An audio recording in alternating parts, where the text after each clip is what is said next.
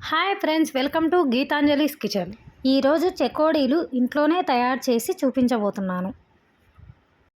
తరువాత ఒక గిన్నెలో చిన్న కప్పు శనగబేళ్ళను వేసి 2 గంటల సేపు నానబెట్టుకోవాలి.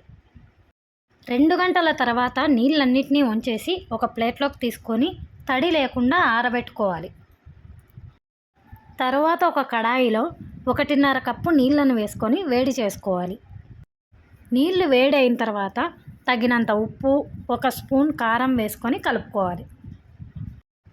కలుపుకున్న తర్వాత 1 కప్పు బియ్యం పిండి, 1/2 కప్పు మైదా వేసి కలుపుకోవాలి.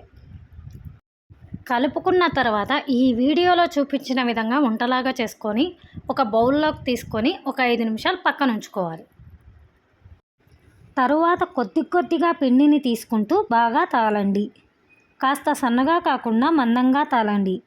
చెకోడీకి సరిపడా ఎంత పెద్దగా అయితే చేస్తామో దానికి సరిపడా పిండిని తీసుకొని ఇప్పుడు మనం నానబెట్టిన శనగపప్పును తీసుకొని స్లోగా రోల్ చేయండి. శనగపప్పు బాగా పట్టించిన తర్వాత చివరి 2 అతికించండి. అలాగే మిగతా వాటన్నిటిని కూడా ఇలాగే చేసుకోవాలి. తరువాత ఒక కడాయిలో డీప్ ఫ్రైకి సరిపడినంత ఆయిల్ వేసి హీట్ చేసుకోవాలి. ఆయిల్ హీట్ అయిన తర్వాత చెకోడీలు అన్నిటినీ వేసి డీప్ ఫ్రై చేయాలి. అంతే ఫ్రెండ్స్, సింపుల్గా ఇంట్లోనే చెకోడీలు రెడీ.